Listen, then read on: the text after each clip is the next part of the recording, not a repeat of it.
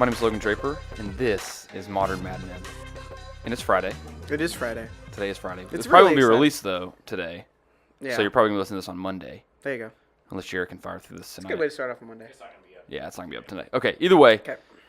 Modern Mad Men is a collection of our thoughts, opinions, some facts, and really just what we do in the day-to-day as practitioners of marketing, digital marketing, advertising, human behavior, and just our opportunity to sit down, drink whiskey, and share our knowledge and value. So essentially, we're just recording what we would normally do after work on a Friday. Yeah, exactly. Minus some Xbox. Yeah, which we may have to start doing. That'd be kind of fantastic. If we could actually. do that. We got a screen right there. No Yeah. reason. We could just play and Yeah. talk. Well, today we're going to talk about really what we kind of changed our agency to be built around, which is goal-driven marketing. Mm-hmm. And so Aaron and I get the privilege of getting to be in front of a lot of clients in the day-to-day, prospects, clients that have been with us for 20 years, and all in between. And I would say, what do you think, 20% of people actually, when we sit down and start working through this, have goals? That's generous, yeah. Yeah, but it's generally pretty low because, and I'm sure we'll dive into this as we continue on, but like, you have all these crazy business goals all the way around. You talk about business plans and everything, but marketing is kind of one of those things where it's like, didn't make the goal train. Yep. What's your favorite? We get this a lot. I'm hoping you're going to know this. What's your favorite answer we get? And we sit down, and they're wanting to know what we provide, what services. We say, hey, we would love to answer that. But first, let's go back. For your business, what are your business goals? What's your favorite answer that we get? Oh, man. I think the answer depends on the delivery. My favorite answer is when there's like multiple people from a business around, and they just start like looking at each other as if, oh yeah, you have the goals, right? And nobody has the goals. Nobody has the goals. Nobody. But they look at each other as if like, oh, did you bring that paper, Steve? Yeah. You got that? You have the goals on the paper time. every time. That's probably my favorite. My other favorite part is when people just move forward with confidence, but also don't have goals. Yeah. Oh yeah. Overall, we're looking to grow. Yeah. And head in a right direction. That's really gonna, help grow our bottom line, and then really just set us over and apart from our competition. Yeah, for sure. It's a great goal. I would say more than 50% of the time we sit down and we ask that question, and they say, we want to make more money. Oh, yeah, that's true too. Which we love. That is the goal. Yeah, absolutely. But we want to get as detailed as possible. Yeah. And it's funny, and it sounds like we're just It's very macro. dumping on people for not having goals. But it's as we went through this process, we realized as we were sitting here, we really didn't have any specific or like relevant goals at all. None. No. And so, really, Pot and kettle, calling each other black. yeah, but we didn't need goals. No, But they do. Yeah. Which we learned we needed. Our goal goals. is to market more and make more money based on that. Yeah, just more money. Yeah. I mean, that's really the goal. More accounts, more money, Yeah. Math and is pretty more, simple. really more whiskey and professional sports teams or semi-professional sports teams. Yeah. Which brings to mind, like, this whole podcast can still use a sponsor if you're a whiskey or distillery. Yeah. Or a sports team. Or that'd be kind of fantastic. Of any level at this point. I mean, I would like to go above, This like, podcast brought to you by the Kansas City Chiefs. Yeah. you can't say that. So it's not brought to you by. Okay, so not brought to you by. 2, we wouldn't accept the call.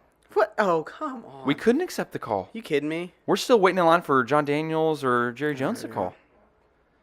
So I'm not going to sell you my can soul. try. One of my goals is to wait for the best. And so, Oh, well, I already brought the bet. Anyways, that's a whole other point. Okay. so goals. Yeah. Goals-driven marketing. So this has been our biggest thing, really, of looking at businesses and saying, listen, we have billboards, TV, we have social media, we can do PR, we can do inbound marketing, we can do anything. Yeah. And we can sell you anything.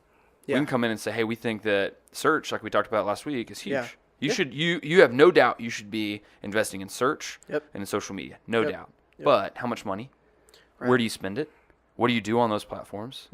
What's the ROI that's going into that? Because Yeah. if you're spending, $1 million to get back 990,000, I mean, you've generated a lot of activity, which is awesome. Maybe that's what you need. I doubt losing losing, $10,000 is really on your to-do list, but. For sure. And I think that's the thing that's been probably the most surprising. Yeah. Is as we've little rant. Okay. In the digital space, it's totally different than it was in traditional. Yeah. People didn't care nearly as much about the analytics. They didn't care about, they did kind of care about who saw it, but they weren't tracking that stuff with sales. Right. They were looking at overall sales trending, how much money they were spending in marketing. The performance of the marketing in general, not performance of, Yeah, and I know like Jody and Craig and Sammy, they've been doing that forever. Like, you should spend more money based on the trend, or you should spend less. But then we moved into this digital space, and we get hassled about number of people who looked at it, all that stuff, which we think is important. It is, absolutely. But it's interesting that the mindset of people shifted so fast to desiring that, while somehow skipping over the need for ROI, like true ROI. People want to know what they're getting for their money. I think what we're trying to ask people is, what do we need to use your money to get you? Right. Look at you. You should write that down, Jared. That was an absolute moment. The quote of the year over here. That was good. Yeah. Jared, did you write that down? I was not listening. He wasn't listening. Okay, that's fine. Well, there you we'll go. run it back. But yeah. I think that's kind of what I think on our website it now says goal-driven agency. It does. Or something like that. I believe something like that, yeah. And so tell me, question for you. What do you think is, what do you think in terms of like ROI, in terms of all these things? How does a business owner who's coming to the table to sit down with an agency or just sitting down internally and is like, hey, we need to grow as a company, where do you think they should start? In a marketing standpoint. In a marketing standpoint. Well, man, this is where we get into that whole conversation, which we'll probably touch maybe today, maybe another time, in terms of integrating marketing and business consultation and stuff in general, right?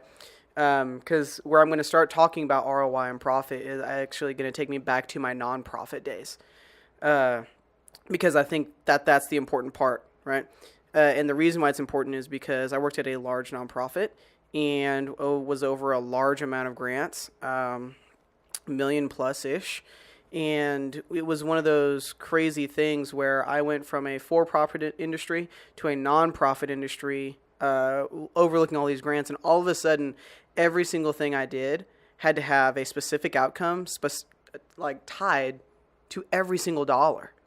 Like, there was not a thing that happened in that program that wasn't measured, wasn't reported, wasn't put down, because if I didn't do that for anything in that program, I was missing out on information to report back to the very generous foundation or donor or whatever that actually funded it, right?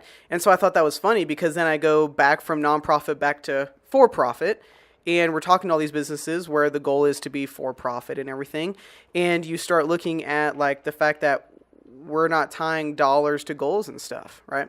And the reason why I make that connection is because you have got to be set up as a business person, as a small business owner. You've got to be goals based. Yep. You've got to be. And anytime you spend money on something or anytime you invest, like it's the same thing as if you're, I don't know, I'm just going to go with a construction company, and you work on roads and there is some sort of steamroller.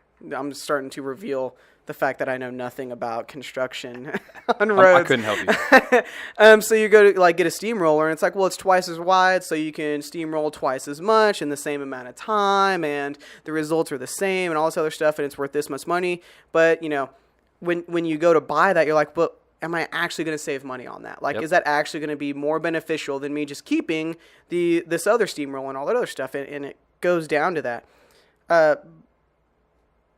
And it's like we become goals-based within certain situations. Yep. Whereas, like, in my opinion, now I'm a super organized control freak that, like, values every little tidbit of information, right? So that's my lens.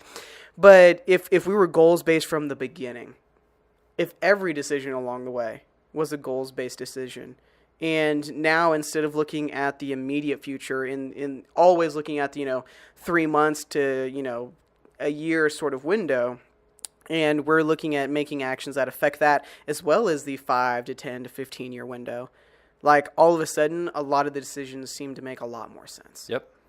And so that's Game where changer. I say, like, where a business owner can start is like whenever you come to an agency, figure out what it is your goals are for that business. Yeah, it's to make more money, but do you want to grow by hey, I want to grow by 10% per year because that means I can add one employee per year. Yep. That way we can add 5% more jobs per year because we want to grow our profitability per job by 15% per job. Over year to year, we want to grow that. And so by growing all that stuff, we know that we have to do something or change something in order to do that because you can't just, we're going to keep doing business as normal and that'll happen. Yep. Not how that's going to go. And It'd be so, awesome if it did. oh man, it'd be so great. And so you look at that though, and you try and figure out what do we need to do to make that happen? Right? Do we need to market to bigger clients? Do we need to figure out a way to lower expenses and all that other stuff? And when you come into an advertising agency and you say, hey, here's my goal. Here's where I am. I want to have, 10% growth next year. Average percent growth for our industry is going to be about 6 to 7%. So this is pretty aggressive. But at the same time, I've been seeing that 6 to 7% growth already. And we've actually gone into the 8%. And so that's what I want to do. This is all that stuff. When you have that laid out, Yep. that gives people like us a huge deal. I don't know, sure. Whenever you're thinking, whenever people come in, they're like, I want to grow by 25 patients a month. And you're just like, that's great. How many new patients a month are you getting? 3. Yeah. Oh, Yeah. oh, That's a huge 20. jump. That's a huge jump. Big change, so that's what I say. Yeah. You need to have it ingrained into your business plan, ingrained into your business being. Yeah. Because without reasonable goals and all that other stuff, I mean, what are we shooting for? We're looking for correlations and Just firing in the dark. throwing money at stuff in order to try and hopefully get more of it back. Yeah. And it's frustrating too when you do that. And then on a marketing standpoint, you feel like you're reaching the right people doing that stuff, but it's not translating. We always use the analogy of the dark room. Yeah. There's actual business, and then there's marketing, and then there's that dark room where we have no idea what's happening. Yeah. That billboard that could have been incredibly effective, we don't necessarily know. We have no idea Right. wherewithal. Did they see it? What happened afterward? And so I'm gonna work through this, and you're probably gonna help me. But Jared created, Jared, we have a Smart Goals blog, and then we also have There's a Smart Goals template. Smart Goals If you template. download the template, you'll then get access to a worksheet. Okay. It's like a blank worksheet that you can fill out for your business, and it will kind of walk Perfect. you through your goals set and everything. So Okay, yeah. There's also a goals template as well. Put that up when we were in Boston last year. We did. Yeah. Shout out to That's Inbound good. last year. We're gonna miss it this Absolutely. year, unfortunately. But Jared will put that in the description. Yes. Yes. There you go. He wasn't listening. I caught him off guard. So, Smart Goals. Yeah. Smart Goals stand for. Sorry, I'm going through puberty again. That was Sorry. amazing. Yeah, you like that? I was going to work through it, but I'm glad you acknowledged it because it kind of Smart Goals stands for specific, measurable, Attainable. obtainable, Relevant. relevant, and timely. Mm-hmm. I was close. Hey, go us. We've been working through that. And I remember the first time we heard that, we kind of giggled. We were like, oh, that's super cute. Yeah. But it really is a great path because if it's not specific, you want to grow more. Well, what do you want to grow? Is there, I think that's one of the things we run into a lot, hey, we want to make more sales. And then when you really spend the time to invest with the business owner or within your business and you realize, is there a product that makes you more money Right. that your customers like, Right. that is either has been marketed poorly, could be marketed better? Should you focus there? Should you not focus there? How much money? I mean, Right. so really being specific, measurable. Like we have invested a lot of money in software that can track data. We want to be able to analyze and make sure that it's measurable. And also from our standpoint, but a business owner, how do we know? Are you making more sales? The restaurant industry is incredibly different from the car industry. Yeah. But I don't think it matters if you're selling lemonade. At the end of the day, if you sit down and have a game plan, maybe you need to pick a different neighborhood. Maybe you need a different corner. Right. That's like all this stuff I have for a lemonade stand. I should have picked a different one. But I think that's something that for us has been fascinating. I think that's the avenue we'll be spending 10, 20 years on is getting in with the business owner and actually like looking at tangible business plans. Gotta work through it. Yep. And so I think, I mean, even without goals, I think that you can be successful with social media. I think you can be successful with YouTube ads, with search, with anything. But I think when you really boil it down, whether you have a budget of $100 a month or you have a budget of $100,000, if you do have a budget of $100,000, you should shoot me an email at logan@zymerchgroup.com because I would love to talk to you. 940-696-1229. Yeah, please call. Yeah. But no matter the size, or if you have a budget of $100, we'd love to work with you. We sat in here today with a guy who is starting a company. Yeah. Selling fresh salmon in Wichita Falls. Yeah. Yeah, he's gonna be at the farmers market on Saturdays. It's gonna be wonderful. Yeah. It's amazing, but this guy, I love working with him. Minimal budget. Yeah. I mean, like no budget. But there's tangible ways. We've sat down now before he even has money to want to spend or can spend, and we've built out seemingly a game plan for how to return his investment. And so I think something that isn't necessarily the best business advice for us to give away, but I would absolutely recommend, if you're listening, to figure out that ROI. There are times you need to jump full in because you're already behind and you need to invest to catch up. And there's times that you can put in less and build. You can put in $1,000 a month, be very healthy, and get up to $3,000 to $4,000 and be a dominant force. Right. But there's some people that have wanted to jump in heavily, but with no goals, no game plan. They want us to save it. Not prepared for the growth. No. So that and that's another thing that's I think that as marketers, if you have a good marketer, you have a good game plan, you can get the attention and you can even, I think, to some degree get people in the doors. But if you aren't ready, if you don't have good customer service, you don't have inventory. Then, and we've run into that. Oh, absolutely. We've kind of blown up something and then they've looked at us and been like, well, we're making people mad. Yeah. And then we have to shut it down. Yeah. And then we just lost money. Yep. And so I think goals are incredibly crucial. We're going to do like 3 or 4 more on this. Yeah. By the way, because I think that there's not enough time in the world to even talk about this. No. But I heavily encourage people, if you are looking to, if it's just you're starting a business by yourself, go download this template. Right. It's super helpful. And this is seriously sounds like a plug for us because it is. Absolutely. Well, the whole thing is a plug for us. That's true. But I think it is incredibly helpful. And we used it to start figuring out for us. Like, we did. For us, the goals were we want to take on more clients. And not even more clients. We want to take on the right clients. Right. At an aggressive rate. But the only way to do that is to be able to hire more people. Yeah, right. And so we had to have very, very measurable goals to take a company that's been around for 35 years, transition it to a completely different way of life, right, and still grow without losing people. It's kind of chaos. Well, and that's the deal too, though. Whenever you bounce back and forth between marketing with results, marketing without results, and all that other stuff, and when you say like you can be successful on Facebook and everything, and it not translate to anything, but now you're looking at this huge debate between like social media and everything, PR versus marketing. Yep. There's a huge sector of people, and I believe, not going to discredit them, like that PR firm should handle social media. Yep. Totally get that. But their goal isn't sales. Their goal isn't to grow. It might be to manage it and everything. It might be to, mold things into an impression that set them up for future success and everything.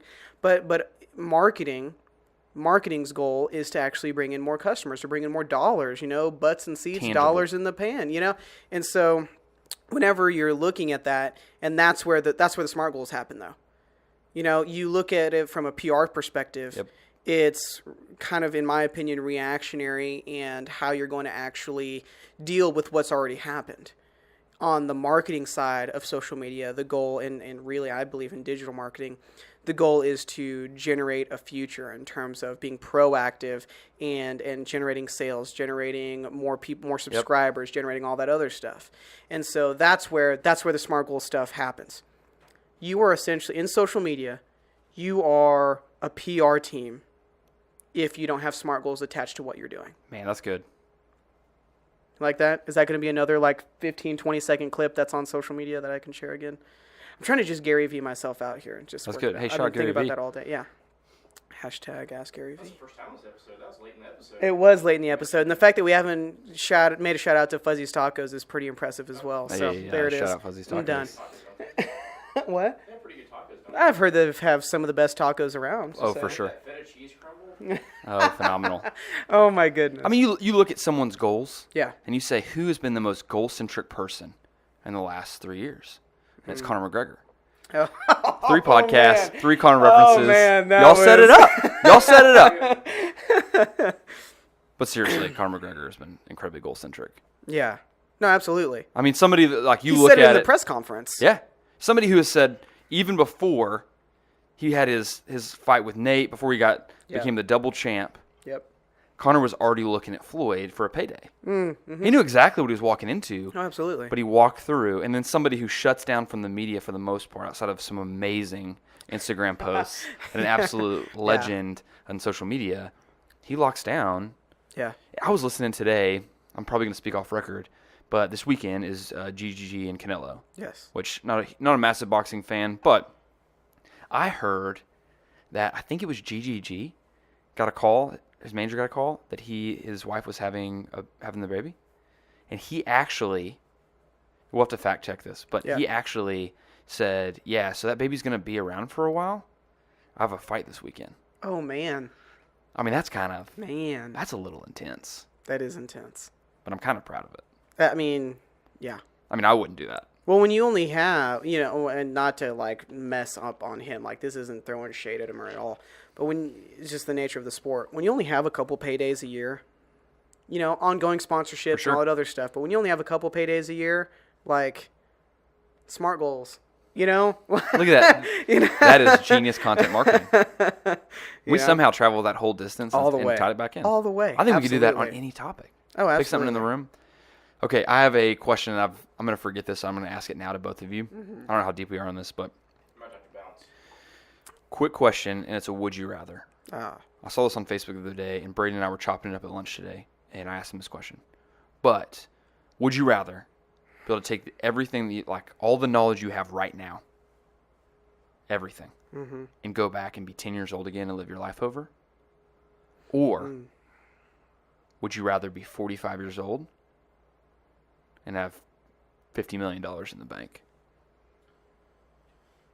So I don't know if my 10-year-old self could comprehend the knowledge that I had now. I don't know if my 10-year-old brain would be able to do anything with the knowledge I had. Maybe if I was 15 or 16 and I had that knowledge, but I feel like my 10-year-old self would have that knowledge and not do anything with it and then forget it. Okay. Your brain stays the exact same. So I'm gonna remember. Yeah, you're not losing it. You're just going back to be in a Functional 10-year-old body capacity does and not working change. forward. You are that. What was the other option? 40-year-old. 45 years old with 50 mil in the bank. That. 45 years old with 50 mil. That's what. Yeah. Okay. What do you think? That's a rough question. Because I like to challenge myself in thinking that I'll surpass that $50 million mark if I have an extra, Amen. at this point, 18 years to work on something. I'm going to say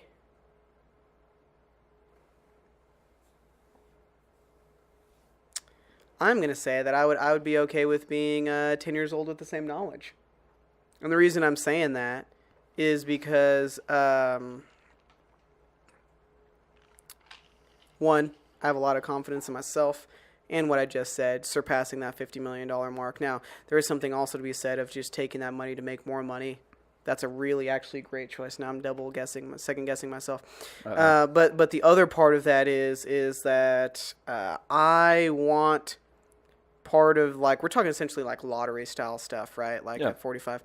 Some of that story, something to build up, building that legacy and all that other stuff. I am all about that. Now, the goal is that I end up with $50 million by the time I'm 45, and then I still just retire at that point. That way, same result, just different story. Yeah. That's fair. Yeah. I also think the field that we're in now evolves so quickly that if I have the knowledge that I have now when I was 10 years old, it's going to evolve, and the knowledge I have now is going to be useless. It's going to be useless, but it'll provide a foundation for growth, but it evolves so quickly that maybe the knowledge I have now might not be that valuable in the future. Yeah, that's fair. Yeah. Yeah. So my answer sitting? is a complete cop out. Oh man. And here's why. I struggled with this question a lot, and I had an unfair advantage because I thought about it a lot. So I was afraid if I go back to 10, that one, I wanted to know if it was actually just going back those years, Right. and then I'm working through this generation now, so I would still be 27 in 2017. Oh, that's So a great. I was wondering. didn't ask that I was wondering question. about Yeah. that. 'Cause what you just said, Jared. Yeah. If you didn't hear Jared off camera, or off mic, he said that he thought that with how fast things are going, that his knowledge now wouldn't be as relevant. Very valid. If I could go back with times, I'd be writing songs before songs came out. And selling them. I'm not gonna lie, my mind totally went to like stocks and trading right now. Like if people don't know me, I'm very, very interested in stock market stuff and very interested in that. And so that's where my manipulation of starting at 10 years old with $50. Yeah. So you would have bought in to meet Gushers then? I already own 123% of that company, so it doesn't really matter. So I struggled a lot with this, but I think that I don't think I'd go 45 with the money. I struggle a lot with 50 million's a lot. with though. going back and being 10, and the reason also is if I do that, then I don't marry my wife. I don't have the same friends. I don't work at the same job. That's Unless true. everything somehow. That's what I'm saying. Like, but then it I would have made the same depends. mistakes, and some of those mistakes are what led me. So I I agree. overanalyze this question. Yeah. I would rather be where I am now than take either option. Yeah. Unless I get to pick some variables. But if I had to pick That's between fair. the two, which is part of the game, I'd go back to 10. Well, geez, if I've been having time to think about this since 11 Oh, anyway. no, longer than that. I knew about this yesterday. But yeah, I think that I struggle with that a lot. Yeah. Because I think the grind is more fun, like you said, with the Yeah. story. Yeah. I don't want to just be handed the money. Don't get me wrong. $50 million. Oh, That'd if be- someone came up to me right in the moment and said, "Hey, I'll give you $50 million," I'm not gonna say no. I need to struggle some more. I want okay? to earn that. That's my money to earn. Like that. No I'm way. no, absolutely not. But that I'm I not want gonna that be to be a lazy legacy. with it. I want that to be a legacy. No. I think if someone gave you $50 million today, you'd take it, and I think you'd do something with it. Oh, absolutely. You'd take some shots, and I think that's what I want to do. If And anybody so- wants to give me $50 million, bring it on. I'm ready for it. I'm ready. I've think mentally you're ready prepared for it. myself to, And I'll to take take 10 on of it. $50 million. Just- Yeah, investing in that's all. people, right? Yeah, Yeah, for sure. as a loan, Yeah, just a small loan. that we could do something with. I got the joke. But yeah, I think that's for me is the whole grind of it. Yeah. Obviously, it'd be cool to go back to 10. I look back, I'm like, man, if I would have just been thinking, I love sports. It's my favorite Yeah. thing. And I still probably wouldn't have not played sports, but I would have invested a lot of time outside of school. Mm-hmm. I for sure wouldn't have spent a few years in college for me. But I would have gone back and I would have learned how to code. So that's the thing that you always like come up with, right? Of like seeing where things are now, Yep. and then like being able to go back there and like figure out like, oh, I need to spend time here. I went to college and I started to do code and all the other stuff. Realized I hated it, Yeah. absolutely hated it. But whenever the journey looks different too, though. I don't know. I just always think about like looking at stuff like that, and Yep. and I will say that my college experience taught me a lot of things, and I absolutely love my alma mater. But I will say that a lot of the taking on Arizona State tonight almost. It's either tonight or tomorrow night. So go Tech. Wreck 'em. And so whenever I think about like going back to college was such a valuable learning experience. Like that's where I learned where I realized I didn't learn. I did a lot of stuff wrong, and then how to write that. Like that's why I ended up in the National Guard. That's why I did all that stuff. And while there was a real weird and awkward transition for me, Yep. it's landed me in a lot of places right now that I would not have landed had that not happened. And so I'm not going to say that just like what you're saying. Don't want to not have those experiences. Like a lot of those mistakes put me where I am today. It's a beauty. And some of the good stuff that happened along that way that would not have happened. I met my wife in college. Like that had been not meeting her probably would have been the biggest downside of potentially reliving those years. Yep. But at the same time, it is one of those things where it's like, man, if you kind of only at 10 years old, Amazon was pretty cheap. It was. It was. It was pretty cheap. You look at all that stuff, but now you're looking into that's almost more time travel now as opposed to Yeah, I don't think it's. I reliving. think you're actually just going backwards. Yeah, I'm but just reliving. Yeah, So yeah, I don't know why I thought it was an interesting question. that's a great question. It's a great question. It 'Cause I probably think- should have been its own podcast. I think the reason I wanted to ask you that question is we think the same, that yes, money's awesome, especially when it comes into the business world, goals. Yeah. See, I'm bringing it full circle here. There it is.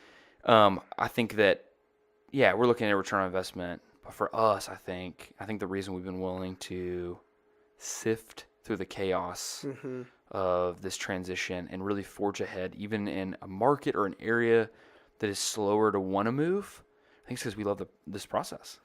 The process is always, it's all about the journey. It's one of those things, like I was a weird kid. I would sit in my driveway and shoot hoops. Yeah. And I always imagined myself taking the game-winning shot. Like, I wanted the ball. But, it bothered me. And I would always have to go back if I missed the game-winning shot, I had to go back and play the whole third and fourth quarter again. Oh, yeah. I love the grind. I love the transition. I love figuring out. And I think that's where it's been good for us. And I think why I believe we're going to be successful is that we're not afraid to fail. Oh, no, absolutely not. Yeah. Completely unafraid to just fall on our face, which we have kind of done. We've had actually a good run over the last year and a half. Yeah. So that means that probably that time's coming to some degree, Happens. but we're willing to just figure it out. And I think even in those moments that things weren't going great in the digital space or in the agency world, or even just as business owners, right, it was worth the return on investment was worth it because we figured out, hey, these people shouldn't be here. Right. We need people that look like this. Yep. Not like a look. You can't hire people based on looks. Right. Yeah. Whoa. Yeah. Just in case Angie, our HR person, is listening, I meant that operated in that. Yeah. manner. Yeah. But yeah, I think that's a huge thing. And so if you're listening, goal driven, just everything. Not even goal driven marketing. everything. Yeah. It's not even. It's going to be called goal driven marketing. It should just be called goal driven everything. That's what it is. And Jared just left the room. He had to go to dinner. Yeah. But he will have to listen to this before he posts it. Yeah. Goal driven everything. That's what we're calling it. Goal driven everything. Because marketing is business. Yep. And then if you have a good business, then you want to market it. Yep. And so you can't market a bad product and it work.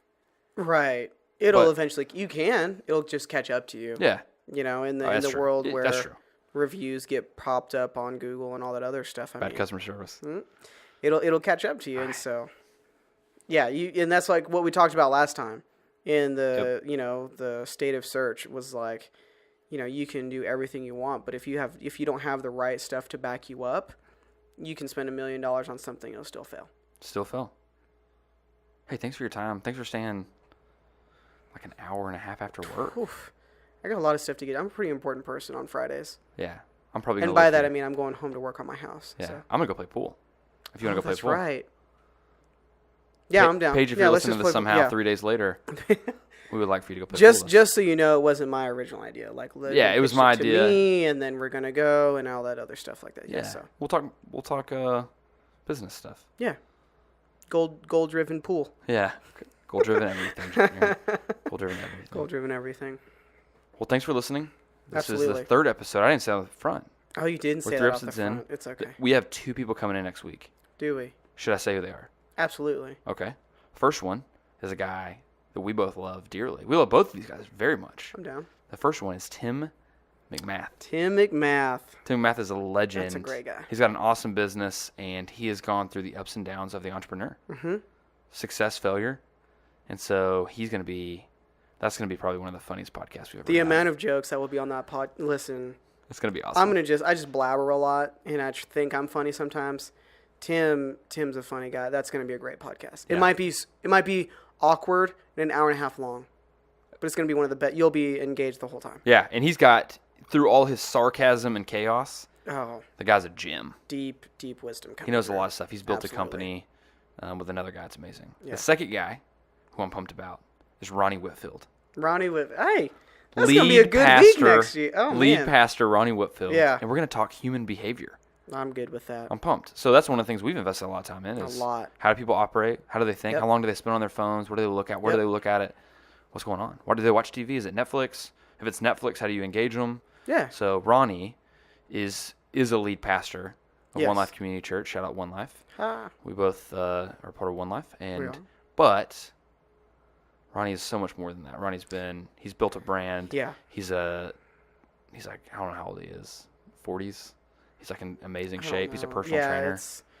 It's It's super ridiculous. heartbreaking. It's super annoying when we're sitting in a meeting and I'm sitting there eating lunch and it's just like fast fried, fried chicken and French fries and all that other stuff, and he's like eating raw broccoli, almonds, and some sort of green weird shake that's supposed to like supercharge your. It's ridiculous. It works though. It does.